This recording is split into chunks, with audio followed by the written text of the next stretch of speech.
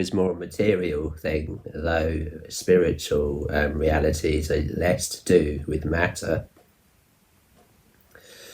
And so visitations often taking place in the night, though not always. You can't always remember or think up accounts when these visitations have happened or not. But a quick flash of the memory would say yes, during the day or even at night. And how might or do these visitations unfold? Well, there are, at this time of year, of course, there are accounts of the birth of Jesus Christ and the visitations of both Zachariah and Mary, and both visited by the same angel, though 6 months apart. And also Mary's future husband. She was no doubt engaged to be married. And her future husband, which I've read somewhere, they call the mystery man of the Bible. There's little said about him, but clearly he was Jesus' appointed father whilst on earth. And the assumption being that he was older than Mary and died before Mary.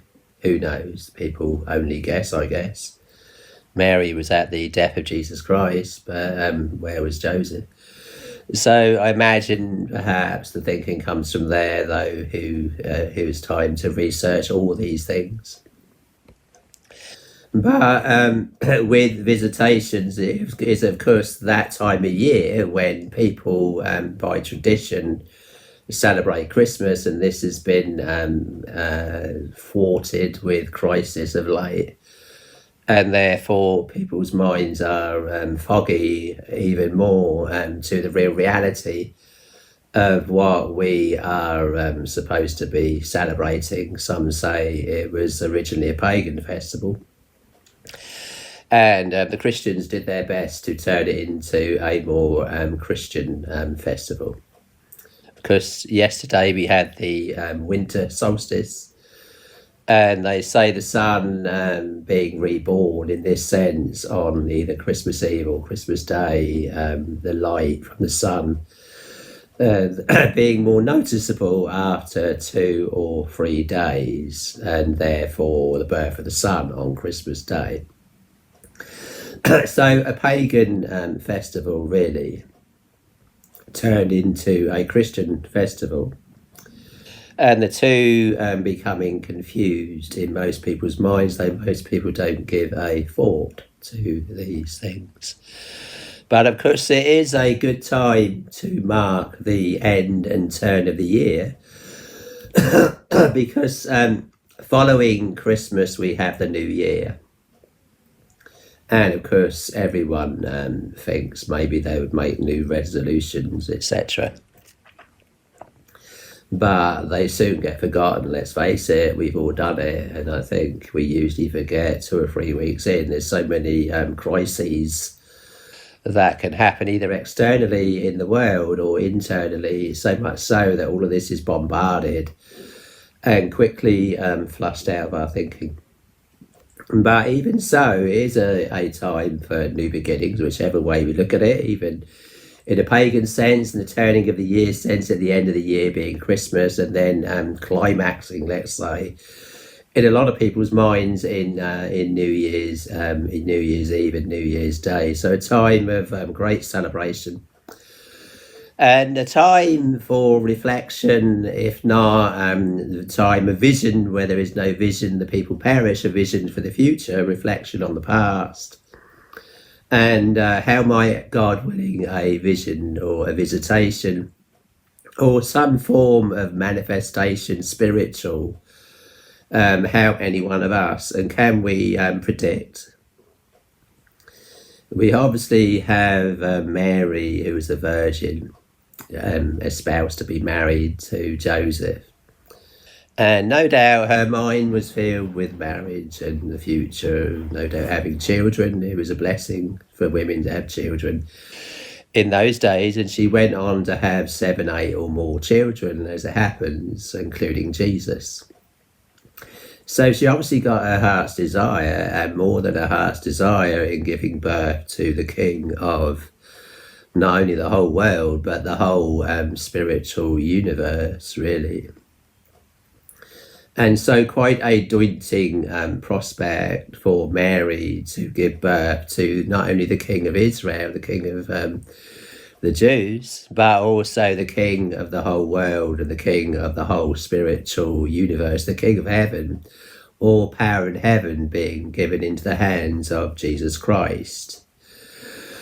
And so a time of visitations, whether they came in the actual presence of an angel, which Mary no doubt saw,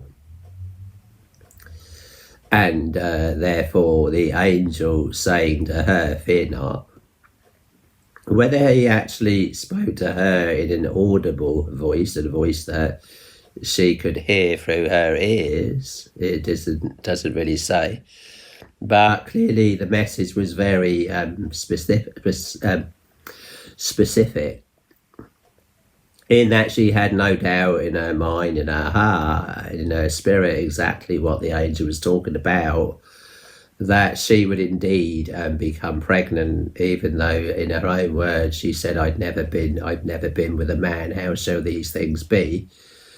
And then the angel explaining to her what would happen, so saying that the Holy Ghost will come upon thee and shall overshadow thee, which appears to point to the reality of something taking place that she would be aware of, in that this Holy Ghost would come upon her and overshadow her. And in the angel's words, as I remember that thing that shall be born in thee shall be called the Son of the Highest, the Son of God. So God's Son, and God in this sense giving this Son, his only Son, via a earthly woman, being Jesus Christ. And of course the same angel whose name was Gabriel had also visited Elizabeth, her cousin. And this was 6 months earlier. So 6 months later, after visiting Elizabeth, who was also barren, Mary, of course, was a virgin, but Elizabeth was barren, wasn't a virgin, but simply had no child, and was in her years gone past the age of having children. And she, being the same angel telling Zacharias, her husband, Zachariah, that she was going to conceive and have a son. So two very distinct visitations, the angel appearing to Zachariah, and he seeing him, as I remember, standing by the altar. So clearly they saw this angel.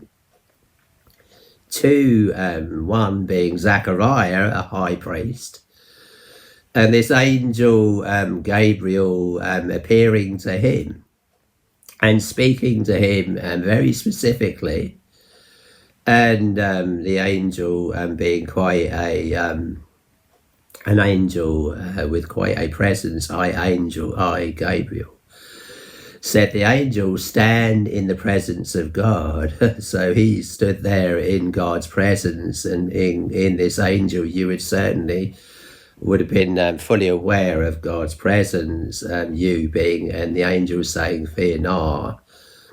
So quite a powerful God and a powerful angel, and the power of God's presence being felt via this angel, via Zachariah. And this is often what happens, whether you see an angel or not, you would be fully aware of the presence of God. And of course the presence of God can come in different said forms, as in different emotions. I mean, God is an emotional God. We are made in the image of God, and therefore we have emotions. And God also has emotions. God, of course, can be sad and happy, and God can be angry and even extremely angry or extremely merciful. They're all characteristics of God. So I imagine the angel visiting Zachariah, it was a message of hope that and a message of togetherness, that the children would return to the fathers. Again, as I remember, and the fathers' hearts would be turned to the children. And I guess there's a usual division in generations. One generation, as a rule, tends to rise above another. And the older generation sees things different than the younger generation through years of experience. And so